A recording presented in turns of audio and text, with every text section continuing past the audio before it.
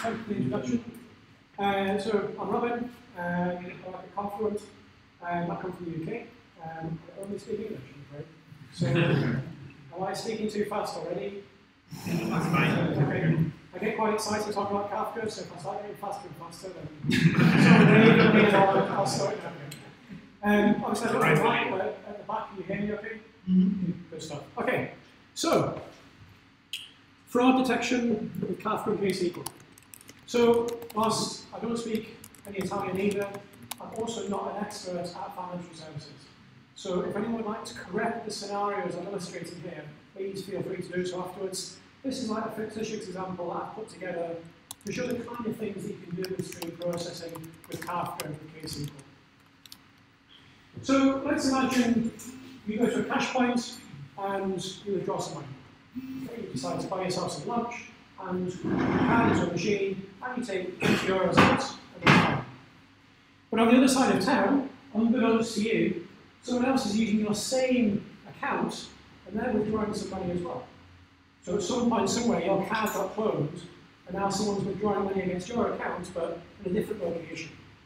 So it's kind of useful to be able to detect that activity as soon as it happens. As a bank, we can limit our liabilities, our losses from that fraud happening. As a customer, we reduce the window in which you have that inconvenience of your card being compromised and money going out of your account. So being able to detect these kind of events is quite useful. But all we have to work with is just stream the data. Okay? All of our ATM machines are streaming their information back centrally. This account here, this cash point here, this outbound at this location. That just comes in and in. So in a stream of data like that, how can you actually look at that pattern of it was the same account, it was in kind of the same time window, it was at a different location. We can kind of pick out the suspected fraudulent transactions from that pattern that we've described, but how can you identify that in the data? So this talk's made up of several demos and slides. I like doing demos, I like typing and showing you actually what you can do. So the first one is a very simple one. So the first one, we're simply going to have a look at the data that we've got coming in. So our ATM machines, they're all hooked up, they're sending their events into Kafka, because that's what good systems do, because then anyone can use that data. So to look at our topics, I'm going to use something called KSQL, which is something from Confluent. I'm going to explain what KSQL actually is in much more detail in a moment. But for the moment, I'm just going to use it to have a look at the data that I've got on my Kafka clusters. So I'm going to say list topics. And it's going to say you've got a bunch of topics. Is that big enough at that? Can you see that? Yeah. So it says I've got a bunch of topics on my cluster. So I've got one here called ATM transactions. So you say, okay, I've got a topic called ATM transactions. That sounds interesting. I wonder what's in it. So I can say print topic. Okay, and it says, okay, here's what's in the topic. So what it's actually done there is it's worked out that those messages are in JSON. So if you're familiar with Kafka, you know that data in Kafka is actually just bytes. It's up to the producer and consumer to agree on a serialization of it. But what KSQL's done is it's inspected the data, and it said, okay, it's JSON. So I know it's JSON, so I can deserialize it. So then it says, well, here we go. So we've got, we've got the message, timestamp here, the row time, we've got a null row key, and then we've got the payload itself. So the count, the timestamp, the location, latitude, longitude, and so on. So this is our raw stream of data coming into a Kafka topic. Because it's coming into a Kafka topic, we can do a bunch of different things with it. We can do stream processing on it, which is what we'll see in a moment. But we can also take that raw stream of data and put it somewhere else. So we can use Kafka Connect, which is part of Apache Kafka, and we're going to just check that it's running, and it says it is, which is good. And what that's doing is that's streaming over to Elasticsearch. So in Elasticsearch, so everyone's familiar with Elasticsearch, I assume it's a document store, you can just chuck data at it, put Kibana on top of it, and now you have a real-time view at 1928, 1929 of all of the transactions that are happening as they stream into a Kafka topic. We'll stream them over to Elasticsearch, and with Kibana on top, you can look at the details themselves. Okay, there's all the different payloads, but you can also start analysing it visually. Because you've got a geographical element to it, you can actually plot whether a occurring on the map. Hotspots. And, so this is my hometown. There's Leeds and the places around it. That's like the main city in the area, so you've got more concentrated around there, which is what you'd expect to see.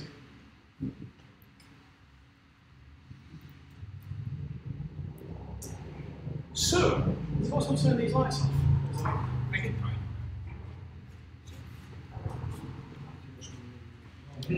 So, okay, that's okay. So what we're going to do is we're going to try and spot patterns in this stream. So that's a kind of like a high level. Thank you. We've got the account ID, the transaction ID, the ATM for which it was withdrawn, and the time at which it was drawn as well. And there's like location and amount and so on. But in terms of building up this pattern that we're trying to detect in the data, these are the key elements. So this is a sample of 3 transactions. It's all for the same account. Different transaction IDs, different times, different locations. So within this, we've got 2 transactions that are quite plausibly legitimate. One's at 5 to 12, just call midday. I need some money for my lunch. I'm going to go and take some money out of cash points. One's at 7:30 in the evening. I'm going to go get a drink after work. But then this one here occurs about 1.5 minutes after that one at a different cash point. So in the pattern we're building up here, we're going to say, well, that sounds like it could be a bit dodgy. So we're going to say we're going to treat that as like that's a positive match for something that's possibly fraudulent. Now, obviously, we don't have a crystal ball. We can't say that definitely is, but we can flag it up. And then we can bring that to somewhere and we can start, I don't know, putting additional controls on that account or on that cash point or whatever we want to do to try and narrow down the fraud happening. So we can see there, we've got the different points. So how do we actually pull that out of that stream of data? We can see it easy enough if we look at those through there. I can point to it, we can eyeball that data. We've got thousands of transactions coming in a second. We can't just eyeball the data. So we have to use some kind of stream processing to actually pick out those patterns in it. So to do that, we're going to use KSQL. So KSQL lets you describe what you want to do with a stream of data using SQL. So hands up who knows SQL. You know me? Yeah. Okay, hands up who doesn't know SQL. Hands up who's too shy to put it on. So pretty much everyone knows SQL. And it expresses what you want to do with the data. It doesn't say how to do it, it says what you want to do. I want to select this information from this stream here. So then we can actually say, well, we've got that raw stream of data, but now we're going to be able to say, well, at this particular time, this account here, there are 2 different transactions within this time period of each other. This is what we're actually building towards here. So we're going to do it like this. We've got a stream of data coming in from our cache points. We're going to use KSQL. We're going to build this up, we're going to say it's an action to actually look for this pattern of fraud based on these parameters that we're saying. The same account within a given time window at a different location. And then we write that back to another Kafka topic. So we've got the source Kafka topic, we enrich it, we write it to a new Kafka topic. And then that new Kafka topic, we can stream down to Elasticsearch, so we can analyze and visualize what's going on in real time. We're also going to use it as a notification service. So now we can separate out the responsibilities. We don't have to have a fraud detection app that runs here and kind of does all of that stuff. We have a notification service which says, okay, we've detected the possible fraud. Now all I need to do is subscribe to a topic and push a notification out. I'm going to tell the cardholder this looks suspicious. And we've got another one which is responsible for let's lock down the account. So we'll put additional checks on it. So each service is responsible for its own different thing. We actually do the logic in a separate process here. So KSQL is the streaming SQL engine for Apache Kafka. KSQL lets you build stream processing applications. Has anyone tried KSQL yet? That's awesome. So KSQL, because it's called SQL, everyone assumes that this is a way that I can hook up API tools to Kafka. And I suppose you could, although you can't really, but it's not about that. KSQL is about building stream processing applications. Because KSQL is a continuous query language. You're going to see it in action in a moment. I'm going to show you some examples. But when you run a select in KSQL, it's continuous. It's continuous because data in Kafka is unbounded. You can't say, select from this, and then it's going to say, well, I'll stop now, because it doesn't know it's reached the end. It might have processed all of the data in the topic currently, but topics are downstream, they're unbounded. So you might have finished there, but there might be some more coming in the next second, the next minute, the next week. So these statements run continually. So on the screen, that just means you get like screens of data and it sits there and you don't get the problem. But the key thing is, when you write these applications, you say, create a new stream as select. So you're now populating a new target stream with the results of that select, and that select runs forever. Let's see an example. So let's say you've got syslog data. You've got thousands of machines all over your enterprise. They're sending their syslog data into a Kafka topic. That Kafka topic has got every single syslog event, which is like lots. But we're interested in detecting a particular message, invalid user. You get machines trying to brute force on SSH, you often get lots of invalid user messages. We can say, well, that's interesting.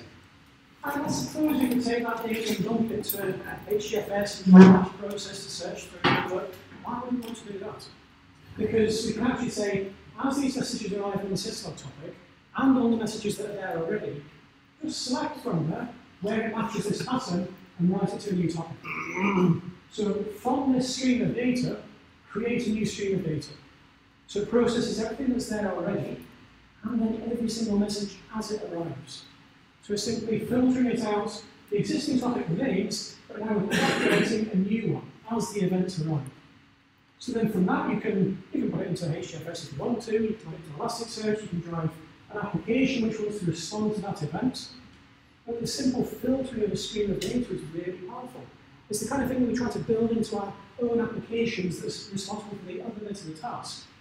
It actually makes a lot of sense to do it as these events are arriving.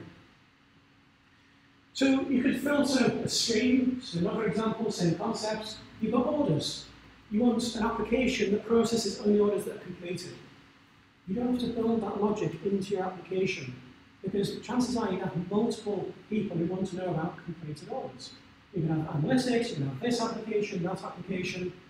So you can simply create a new stream of orders which are complete. You can also use KSQL for manipulating the schema itself. So let's say you've got customer information, and it's got like credit card numbers and a whole bunch of columns that either you're not interested in, or for kind of privacy reasons, you're not allowed to be putting onto another system, or whatever it is. You've got all like, a wide message, each one, and you just want a subset of it. Select column, column, column from stream, and write it to the new one. So it's very, very simple to do. You can transform your data. So if you're familiar with Kafka already, you'll know that you have things like partitions within it, you have the ways of serializing the data. Let's say you've got a topic that's in JSON. And you say, well, actually, I'm going to use Avro, because Avro's got a ton of benefits. You can say, well, I'm going to select from there, I'm going to write it to a new one, and I'm going to write it as Avro. So KSQL takes every single JSON message that arrives, and this is particularly useful if you've got CSV. But CSV is a horrible way to actually serialize your data, but no information in the schema. You can say, I'm going to define that schema once in KSQL, and now every message that arrives, I'm going to apply the schema and re-serialize it to Avro. And now all your other consumers who want to use that information, they've now got the data in Avro. You can see the power of this idea of a continuous query. Create a stream as the results of a select statement. Because the select statement runs forever, that stream is populated forever. So it's just like in the database world. Create table as select. So in the database world, create table as select, take some data, dump it there. If you want to update it, rewrite. The SQL streaming world runs forever. We can also use KSQL for actually joining streams. And we'll talk later about something called a stream table duality, where you can actually take a Kafka topic and reason about it in different ways. You can reason about it as a stream of events, or a state for a given key. So that you can join between events that are coming in and state, reference information. So for building out KSQL, we have an interactive interface. So So you've got a REST API, you've got a command line interface, you've got a web interface, content control center. So you can use that to actually do your working around with the SQL. Experimenting with what's there, running your selects, trying out your transforms. And from that, you build your application. And your application code is a SQL file. That's your application. It's a SQL statement or a set of SQL statements which declare what you want to do with the data. And then that gets passed to your KSQL servers running in headless mode, and that runs those files, and that's not interactive. So you deploy it, and it just runs. KSQL runs on top of Kafka streams, which runs on top of Kafka. So all of the good distributed stuff that you have with Kafka and Kafka streams, the elasticity, the scale out, the fault tolerance, the throughput, all of that applies to KSQL. You can partition your work and scale it out as you need to. Is that a question, or are you just stroking your head?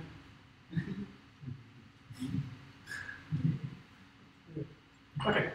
If you have questions, by all means, shout out. So, you can do simple stream table joins here. I say simple, but it's super powerful. But you can also join between streams. So you can take a stream of one set of events and a stream of another set of events and join them. The classic example is I've got a click stream, people clicking around the website, and an advert stream, adverts that are being placed. So you can actually do your click stream analysis on those, bringing them together. We're going to use stream joins with our ATM transactions. But we only have one stream of data. So we're going to do something slightly weird, which is we're going to join it to itself. We're going to do Cartesian product. And now from that, we have two streams. So let's see it in action. This is a bit more of a detailed demonstration than before, but everything that I go through, I'm then going to show on slides to actually walk through the logic behind it. So, I also have a cheat sheet. If you want to try this out for yourself, all of this is on GitHub, and I'll put the links up at the end. So the first thing we're going to do is we're going to tell KSQL what the schema is of our source data. So we're going to declare a stream. So create a stream with this schema. So it's got an account ID, which is the varchar. We've got a nested object here for the latitude, longitude, and location, amount, and so on. The stream comes from a Kafka topic. And the Kafka topic in JSON. We're also treating the timestamp differently, and I'll talk about this later. So, create stream. So we can say, show me the streams. What streams have we declared currently? Well, currently we've only declared one stream. And with that stream, we can query it. So we're firmly in the land of SQL. We've declared it with my syntax, which is like not immediately obvious to a database person, but this syntax certainly is. Select the time with a function to pretty print it, a bunch of columns from an object, and then limit the number of rows that are shown. So this is now going to show exactly what I've asked. Show me the timestamp, the account ID, the ATM it was, and the amount. The eagle-eyed amongst you will notice I now have control, and the query is not running forever. Contrary to what I said about KSQL being streaming continuous query. That's because I said limit 5. So when we're building our applications and we're saying continually populate this stream over here with the results of this select statement, it's continuous. But when we're building these things up, we don't always want to see all the data forever. We simply want to say, well, are these the columns that I want? Is this the format string that I want? So you can put limit 5, we'll just show you the first 5 messages. So you can also see here the power of being able to take just particular columns from the messages that exist. Because it's an object that we've declared, I could say describe the stream. And it says, oh, here's the schema for that stream. It's got an account ID, a location, and so on. So you could take a subset of those, if you wanted, and create that as a new stream. So we're actually going to do kind of that, but we're going to clone it directly. So here we go, create stream. Oh dear, lost the top of the screen.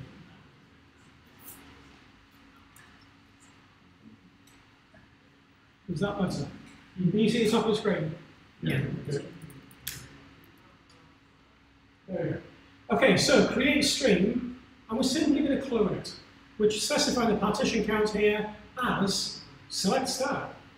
Okay, just like in a database, select star brings back everything, but now we're doing a literal clone. This stream here, literally every single event related to this stream here. And this is just a workaround that's necessary at the moment. Because for technical reasons, it's not happy actually doing a self-join to itself, so we need to kind of do this additional step. But it's logically one thing. So now I can say show streams, and we've got two. We've got the initial one, which comes from this Kafka topic. We've got a new one here, and you'll notice that also has its own Kafka topic. So in KSQL, it's all built on Kafka topics. You have a Kafka topic, and you initially declare a stream on top of the topic. And you'll read those messages and apply the schema. When you create stream as select, that now creates a new Kafka topic and populates it. So that we can see here. So here's our source topic with a stream declared on top of it. Here's our new stream that we've created with a select star, and that's creating and populating a new Kafka topic. If I say show topics, it'll say, okay, we've got two topics. Okay, and I can select from those, and I can print from those, and I can put any consumer against them if they're just Kafka topics. And this is the really powerful thing about KSQL. You can use it as little or as much as you like. You can use it as simply as saying, I've got CSV data that I want as Avro. Well, I'm not going to do anything else, I'm just going to reserialize it. That's much easier to express in a SQL statement. Much easier for anyone to look at the code and go, oh, well, that's going to select stuff from here, but it's saying set the value type to Avro. It's much easier than saying, well, every single application that wants to use that CSV data must now know the format of it and what the three different columns are and the data types and replicate that logic each time. So you can use KSQL as simply as that. We're going to use it a bit more complexly than that, in a bit more of a complex way. Can't even speak English either. Right. So now, let's do our first join. Select the account ID.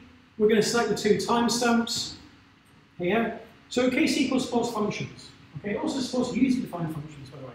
But it supports functions, so we can say, we've got the row time up here, and we want to just format that because it stores the epoch. We want to write it out as a string. And then we've got the calculation here, which is going to give us the time difference between the two. And then we've got the two transaction IDs. So we're going to do this exactly as the developer interface is designed. We're going to iteratively build this thing up. So select those columns from the first stream in a join to the second stream. So far, just SQL. Now your stream is equal. Because you can't say, here's two streams that are infinite and unbounded, join them together and match on any key that ever occurred across everything. You can, but you need quite a big machine. So you need to say, I've got two streams which have got a common key, which I'm going to join, but I need to say within a time window. And that time window is based on your business logic. Are you talking about clicks on a website and adverts, which probably occur within a few minutes of each other? Are you talking about orders and shipments, which might occur many weeks apart? Are you talking about the application of a pattern, a rule that we're defining, which is they must occur within 10 minutes of each other? So we're saying join between those within 10 minutes on the common key. Limit 40. So we're going to get a stream from the start and at the start. So they will do this, and I always have to add this because it's a bit slower. And it says, okay, here's your data. But we've started off very simple. When we get to the end, it's going to be like more than a screenful's worth of SQL, which is why I start off bit by bit. You can see here, account A624. First transaction, second transaction, the time difference between the first transaction ID and the second transaction ID, they're the same. Which is exactly what we told it to do. Take this stream and clone it, and now join any event with the same account ID within 10 minutes. Well, that matches what we've told it to do. So we need to refine it a bit. We need to actually limit it in what it's going to do. So now, we're going to say here, within 0 minutes and 10 minutes.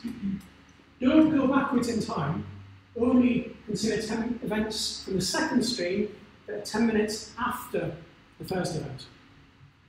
We're also saying when the transaction ID is not the same, and now we're saying also when the location is not the same. So we're starting to build out these extra things here. I also want it to start at the same time. So we run that, and we get a bunch more information in a moment. So now we can see account 783, 2 different timestamps. The first one, 5:33, 5:35. They were exactly 2 minutes apart. First hash point, second hash point, transaction IDs are different. So this matches the rule that we've declared, which is it's the same account ID, A783, it's within 10 minutes of each other, it's actually only 2 minutes, and it's at different locations, there's different transaction IDs. But we can do better than this. We can be a bit more fancy. Because KSQL supports functions. It supports transformations. So you can use KSQL very simply. Take my CSV, reserialize its pattern. But you can also say, well, as the data passes through the system, I'd like to apply this calculation to it. I'd like to take first name and last name columns and concatenate them and write it out as full name.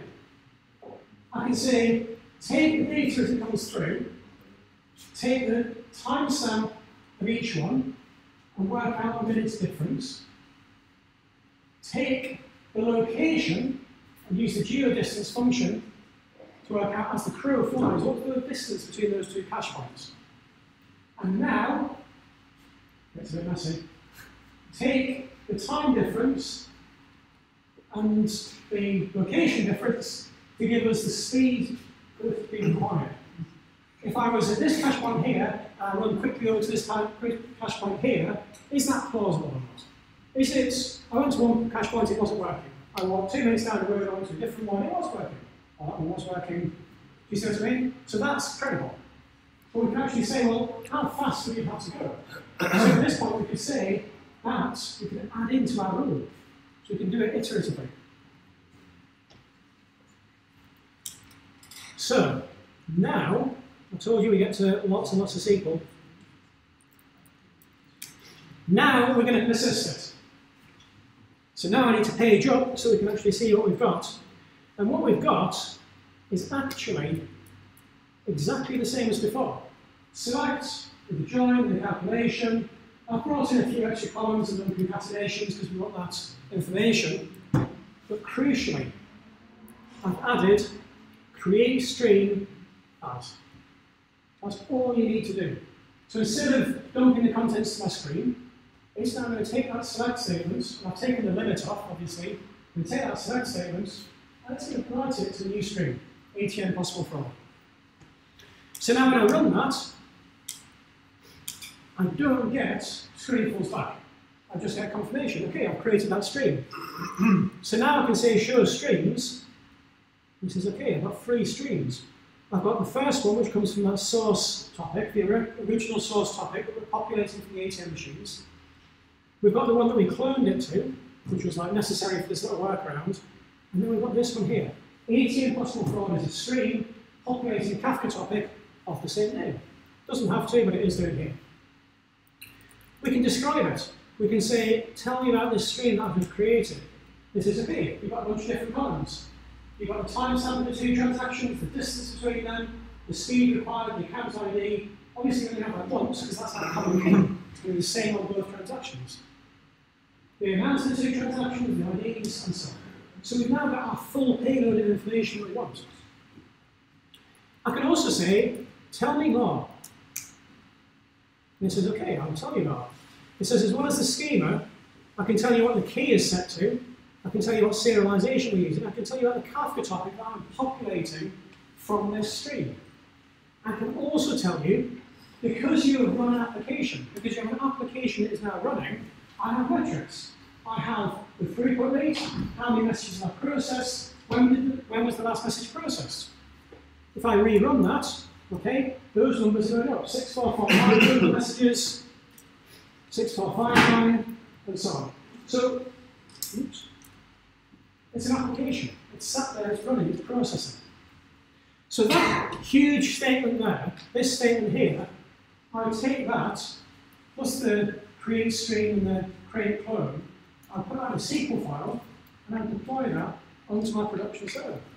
And then it would sit and it would run, and it would populate this Kafka topic. So, KSQL, I've not mentioned this, but it's a super important point. KSQL does not run on the brokers. Nothing runs on your brokers except for Kafka brokers, maybe Zookeeper. Even then, often people separate it out. But Kafka Streams, KSQL, Kafka Connect, they all have their own machine or node or however you define it. They do not run on the brokers. So, now we can take this stream and we can query it. Select the account ID, the timestamp, the distance between them from ATM possible fraud. Let's do it, and there we go. So we can see this particular account, A80, 2 different transactions that were about a minute and a half apart, 2 different hash points. There was, I can't remember which way around these are, distance and speed, or speed and distance. We can put all of that information now in a single stream. Now that stream, we saw, has got a schema. You could query it further and build out additional queries of it, but it had a Kafka topic that we're populating. So, that was a bit more of an involved demo than the first one. The last demo was a bit more simple. That was the hairy one. Let's walk through what we actually did. Because some of you I could see nodding, some of you I could see, I don't mean nodding obviously, I mean nodding like this makes sense. Some of you maybe not entirely convinced. We start off with a simple set of transactions. Okay, a sequential event as they flow into the Kafka topic. And within that, we have these 3 transactions that we're talking about. The top one and the bottom one, we're classing as, we think they're adjustments. They're like many different hours apart. This one here, based on the rule, we say is probably fraudulent. So we take that stream and we clone it. So now we have transaction 1, transaction 2. It's a direct clone. Every single event here is also on here because it is that. So we do a join, we do a self-join, which same idea in the database world, and you don't always mean to do it, but it's useful for these kind of tricks. So we do an inner join back to itself. And we're going to do it on the common key, which is the account ID. We're going to define the window within which we consider that join as 10 minutes. And we have to do that because streams are infinite. You can't join across infinity, probably. In practice, you need to define a time window because that's what makes sense according to the business logic that we're implementing here. That's the great thing about SQL, it's very expressive. You can express what you're looking for in the data. I'm looking for something that happens within a 10-minute period on that key. So the first set of results we got back, we saw this. We saw duplicates where it actually joins to itself. Okay, so we've got the exact same ones there. So we need to rule those out. We want to make sure we don't include those. So to do that, we simply say, let's add a predicate, where the transaction ID is not the same. Okay? But now, we get duplicate results where the first event matches the second event, and then the second event matches the first event. Okay? It's doing exactly what we asked it to. Look at these 2 streams, and if you have a matching key, then join them. But we actually only want to join when something happened and then something happened after it. So to do that, we want to refine the window. Because at the moment it's saying that is the first event, and it matches to this one on the key, and it's within 10 minutes.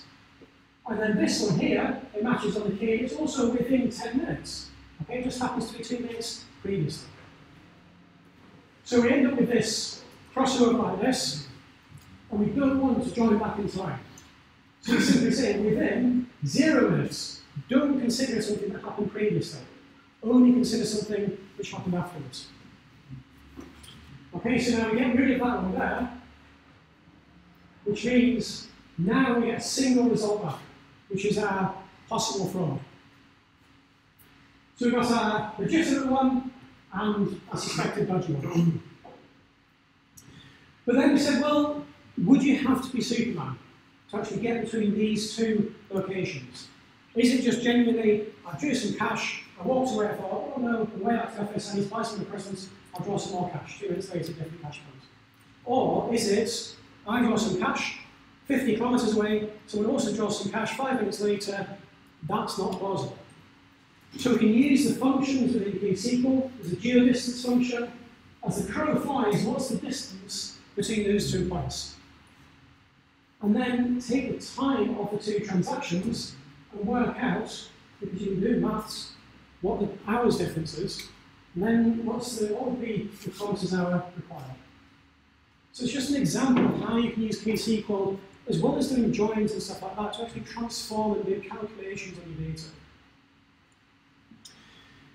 So, I mentioned earlier on about timestamps.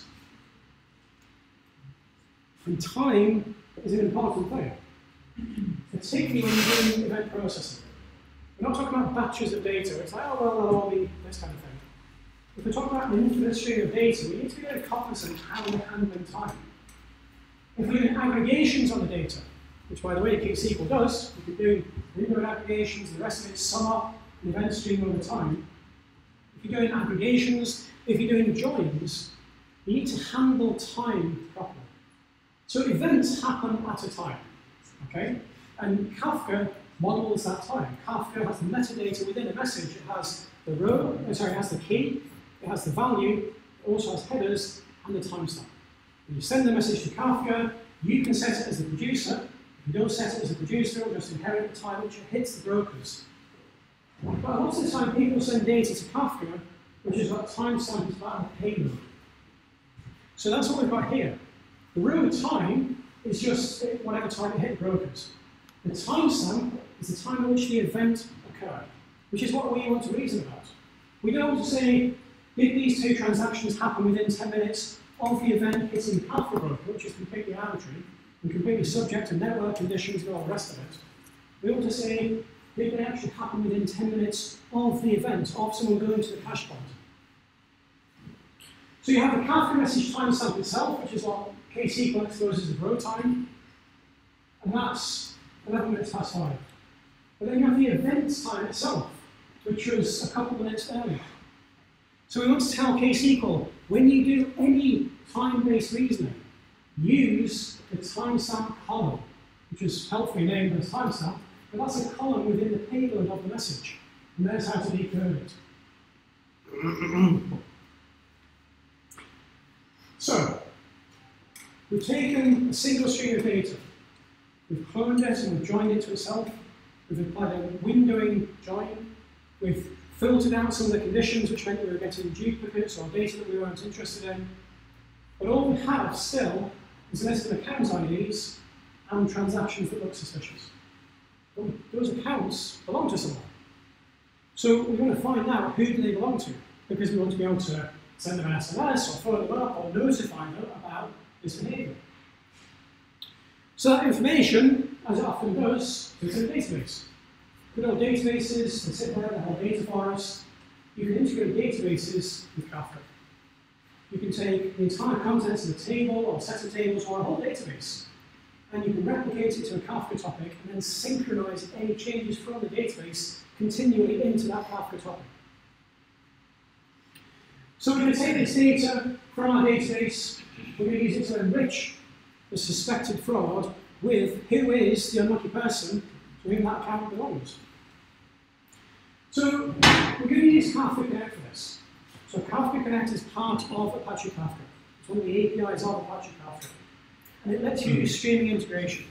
It lets you stream data in from numerous different sources. From databases, from MQTT, from files, from JMS queues, from wherever you've got data. And stream it into Kafka just using configuration files. It's just a bit of JSON. Here's my source, stream it into there. And it works outwards as well.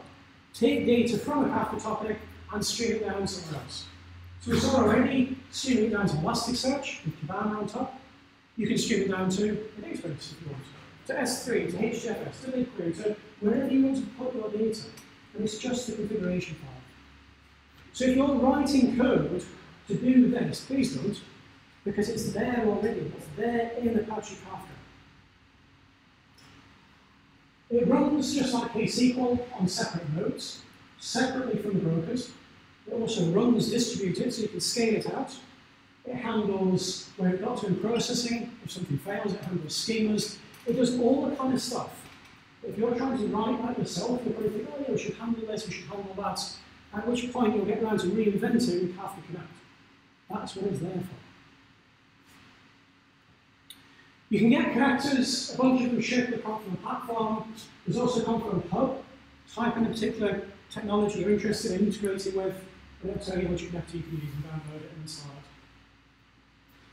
So here, we're going to use Kafka Connect with a Debezium connector. So Debezium is an excellent connector, does change data capture against MySQL, Postgres, Mongo, and recently SQL Server, and they're working in Oracle as well. So it uses the data's transaction log. So if you want to get kind of a bit abstract, Kafka is a distributed event log. The transaction log in the database is also an event log. So you can take everything that happens in the database and basically replay that into a Kafka topic. So you can synchronize with what you've got in the database into a Kafka topic, which means you can then replay that state within Kafka itself. So, third demo of the day. So, to start with, let's go to a different SQL prompt. So this is the MySQL prompt.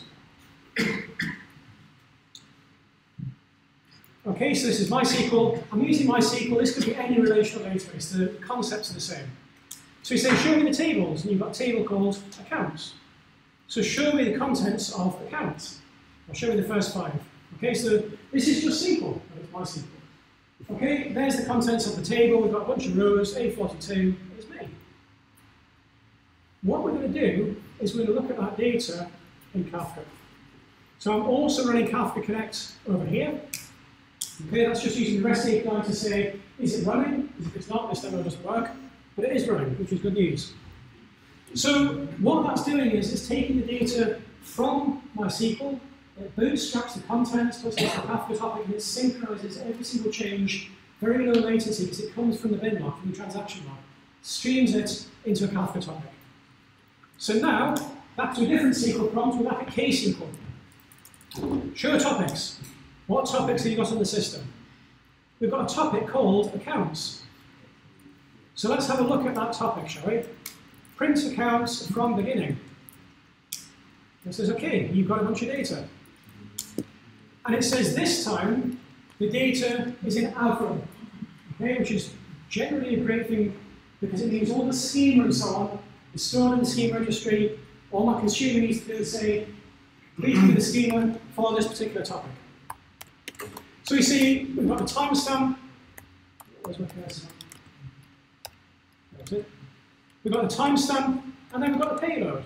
Okay, so there's A42, there's me, and so on. So that's just the topic. And now what we're going to do is we're going to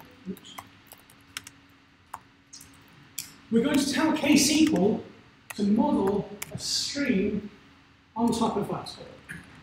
So from that stream, so that's from there. Okay, so we've got a stream of all the account information. Okay, so if I say describe that particular stream, it says, okay, there's the schema for that stream. Okay, so database table, every single change and event on the database table is a stream of events. But there's this funky thing called the stream table duality. Create table accounts against the Kafka topic. It's in Afro, and it's got a key. We're taking a Kafka topic, which is a stream of events, and we're telling KSQL, model as a table. A table is a value for a given key. A table is state.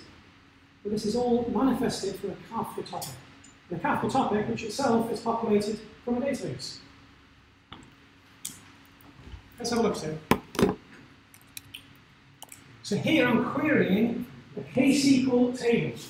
Show me for account ID 42, okay, so it's just SQL that we're running with a standard predicate where it's A42.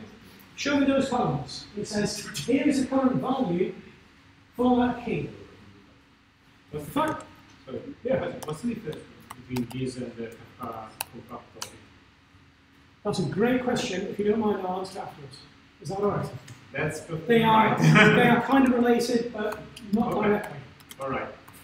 And you can have another T-shirt. And you get the t-shirt as well. That was what they were. So, let's do this. My SQL down here, at the back, can you see the bottom of the screen? Up there, KSQL. And you'll notice KSQL has said, here is the output of your select statement so far. And it has not given me control back. Why has it not done that? Because it's a continuous query. I've not put a limit clause on the end, I've just said where this condition is met.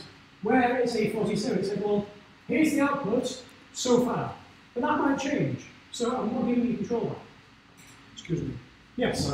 If you change your phone number, Yes. how much it takes for being Well, I'm going to change my email address because that's the demo I've got prepared. So, update it there. Oh, it's there. It takes that one. So, as you update the database and it gets committed to the database's transaction log, Kafka Connect and DB is going to take it from the transaction log, put it onto the Kafka topic. KSQL says the state for that key is changed. So I'm going to re-emit it.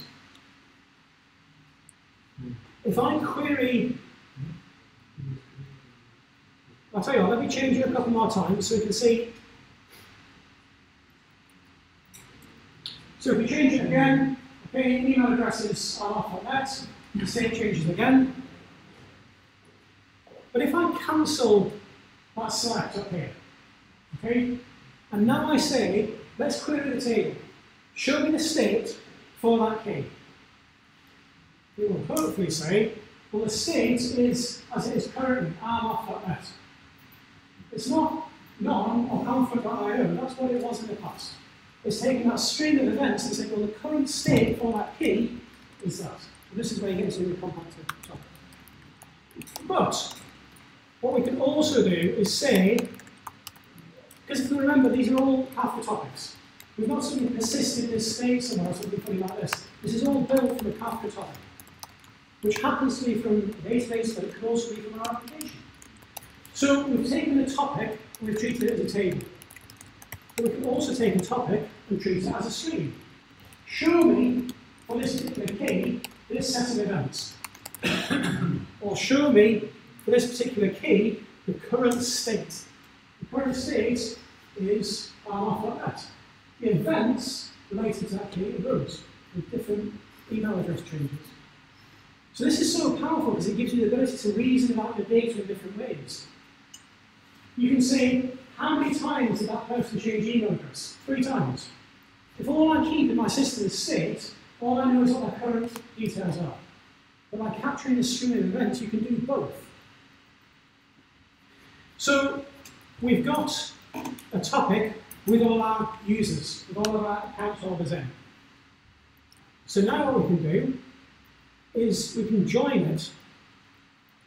So I'm not going to walk through step by step. We've got the idea of how we do these things. Create stream as. Create stream ATM possible fraud enriched. We've enriched it with information about account holder. So we're going to bring in all the information about the suspected fraud. Oh no, sorry, all the information about the suspected fraud. All of the information we want to know about the customer, their name, that's concatenated because we can, from possible fraud and the join into accounts. Created a stream, so we've done a stream table join instead of a stream join. So now we can say show streams, and we've got a new stream. Describe, extended, and we can see we've got a rather large schema now, but we've got information about the fraudulent transaction and the account holder. We can see we've got messages flowing through it, which is good. If we rerun that, we've got more messages flowing through it. and we can select it. Okay, so select the account ID, the customer name, the transaction timestamps, distance between them, and the minutes difference. Okay, if we pause that, we can see poor old Randy Butterstock. There's his phone number, there's the 2 different transactions, 2 different ATMs, distance and minutes difference. 19 comments is about and then 8 minutes. Because we're populating a Kafka topic, we can stream it down to Elasticsearch. So from Elasticsearch, we can say, well, let's look at those possibly fraudulent transactions, anyway now, and it will plot them here in real time, 2014, 2015. So there's our real-time stream of data. So the events are coming in, we're spotting the pattern, we're enriching it with information about the account holder, we're writing it back to a Kafka topic. That Kafka topic is then available for any application or analytics that wants to use it. So we're streaming down to Elasticsearch. We can plot it on a map, if the map works. Okay, it gets a bit slow, there we go.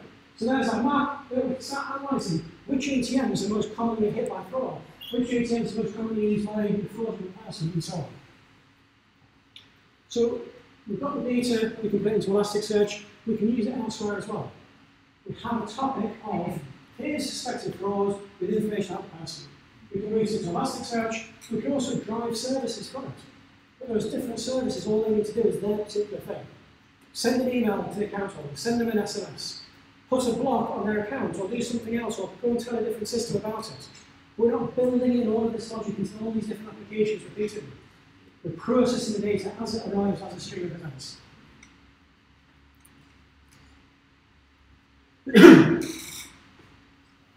Okay, so we've identified those, we've expanded it out to add in information about who that account holder is. Stream of data, enrich it, spot the patterns, bring in information on customers. After a topic, we can use it for services, we can use it for analytics. So we can drive the analytics with it. We can also use like push notifications. So a simple hacky Python script which subscribes to a Kafka topic, push notifications to different customers saying this suspected fraud is happening.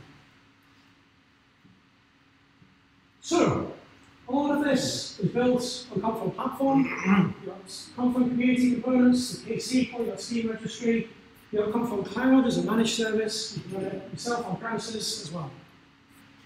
If you want to know more about Kafka, you can download these books for free off the website, they're really awesome. I'll put all the details on the meetup group as well, I'll tweet them and so on. You can scan the code, I'll do questions in just a moment. There's my final slide. So if you want to try this out for yourself, if you want to see the code snippets, it's all on Docker Compose. You Docker Compose up, and then just run that cheat sheet that I had. So that's some demo scene, we've got book bundle, we've got a Slack group. There's about 8,000 people in the community, a bunch of Confluent employees as well, so you can come on different channels. There's a KSQL channel, a Connect channel, and so on. KSQL from there. That's me on Twitter. Tweet me if you liked it, tweet me if you didn't, tweet me if you've got any questions. So speaking of questions, I believe this chapter's first. The difference between a K-table and the compacted string. So the question was the difference between a K-table and a compacted topic. Yeah. So in principle, they're very similar in concept, but in practice, they're not directly related. So when you create a KSQL table, that still exists as a normal topic. But in principle, it could be compacted, and that would make a lot of sense. It's the same idea of saying, for a given key, at any point in time, I want to know what its current state is, which is the idea of compacted. So, from functionality perspective, they're really the same, it's just the technicality of it is. It's exactly the same concept, yes. Yeah, technicality is slightly different. Yes, that's right. Question on Kafka Connect. Regarding plan to support also into as we get into. So the question is, Kafka Connect, is there any plan to support DB2 on the mainframe? Kafka Connect is a framework. It's an open API. Anyone can write connect as well. So on Confluent platform, we have like the JDBC connector, so you can use that with DB2 definitely. The Medium is an open source project from another community. That's supporting a bunch of different databases. For getting data out of databases, there's a bunch of different options. So I know DBT is IBM Data Replicator, which doesn't use Kafka Connect, but it does stream data from a database into a Kafka topic. So there's lots of good reasons for using Kafka Connect. You get a standard interface, you get different serializers, and so on and so on. But there are other products which don't use Kafka Connect, but do integrate your database into a Kafka topic that can do that kind of thing. Second question. Let's talk to this potential scenario and maybe different way. Because banks tend to be interested more into preventing fraud rather than discovering afterwards. So let's say the scenario is a topic of ATM authorization request. And I receive these requests and I need to process them to see if there is any potential fraud. And so in case decline the authorization. In this scenario, it is particularly critical that the response time is very low. What's the time frame that passes between the authorization request hits my broker and gets processed to the time where my enriched ATM fraud KSQL processed topic gets ready populated so that I can evaluate it and respond back to the authorization request. But then the other question is, have you implemented this stuff in some bank or not, or it's on the concept you are showing for demonstrating that KSQL is a good tool? Okay, I'm going to repeat it back because it's live streaming this and tell me if I got the question right. So broadly, we're saying, what's the latency like in processing an event, hitting a topic, running it through the stream processing, and it being back on another topic? Yeah. And the second question was, is this for real or is this just made up? No, that's it. The second question, I made this up. I was thinking, what would be a good way of explaining what you can do with KSQL? So I completely made that up. I'd be interested, and so I thought you guys work in banking, I'd be interested if we can discuss afterwards the kind of ways in which it is or isn't like real life. In terms of latency, that's a really good question. For super low latency, like kind of like stock trading, like microsecond type stuff, I believe there are better alternatives. But generally, it's very low latency. I'm going to take the cop out and say it depends.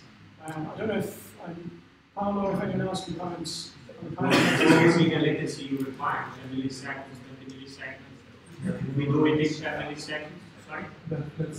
So if we do it in 10 milliseconds, then you sign a contract, we can come and deploy live with you and you come here. Not because the problem is the mainframe because banks are running. So, if I may, I'm going to give a very broad answer, and we can chat about it more afterwards.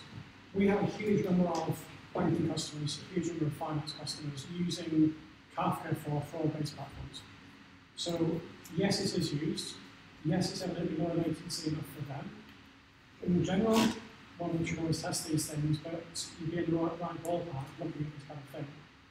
But I don't want to make it sound like I'm fobbing you off, but I don't have a kind of like, I can't say it's 10 milliseconds, it's 500 seconds, but it's, is that helpful? If it's not, let's try it. Okay. You still get a t-shirt. Which bank is it?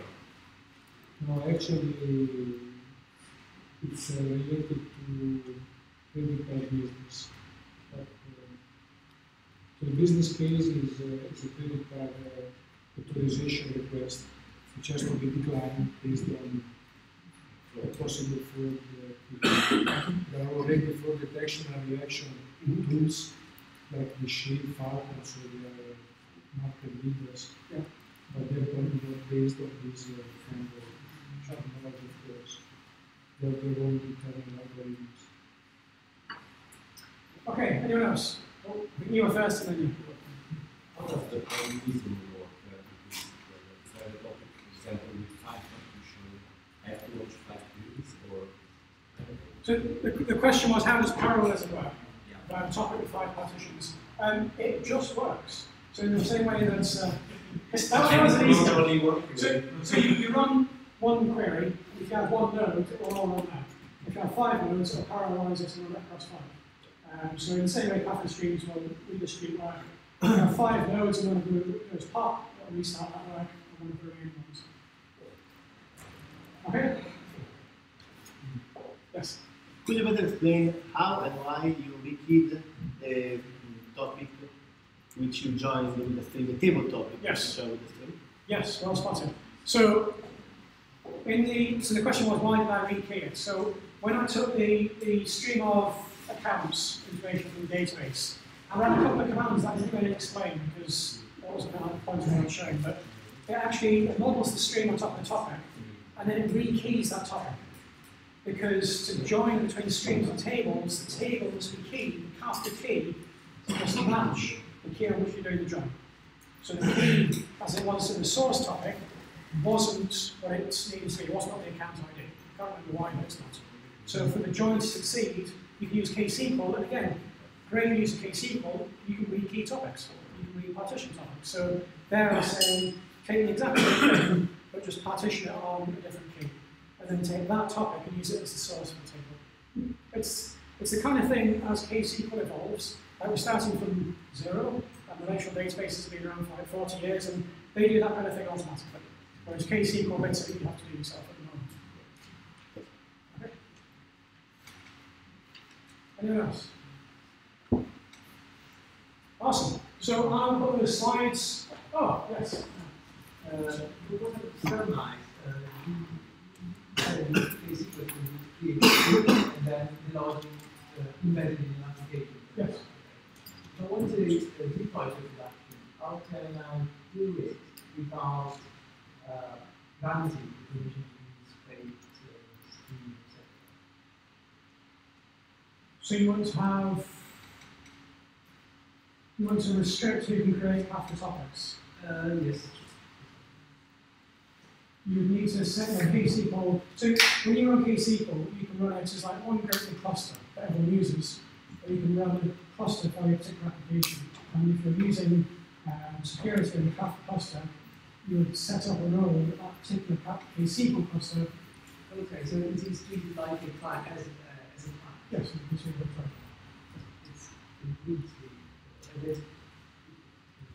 it's an abstraction on top of Kafka streams, which is an abstraction on top of the consumer. Okay, so that's like that's Say again, sir. So, okay, if that client cannot create a topic, that's yes. Created. Yes, absolutely. If it's not got permission to create topics, it will fall over the net. Oh, I'll tell you, I'm not allowed to, just not allowed. Okay?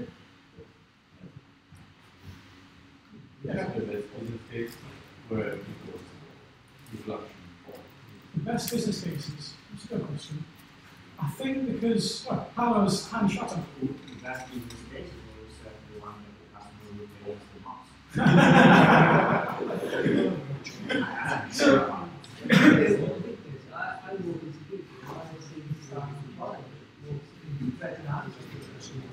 just so I tell you what, are we, because I can't hear the question, if we want to kind of, should we break up and just chat, or are we going to carry on doing questions? I don't mind. And just add other beers,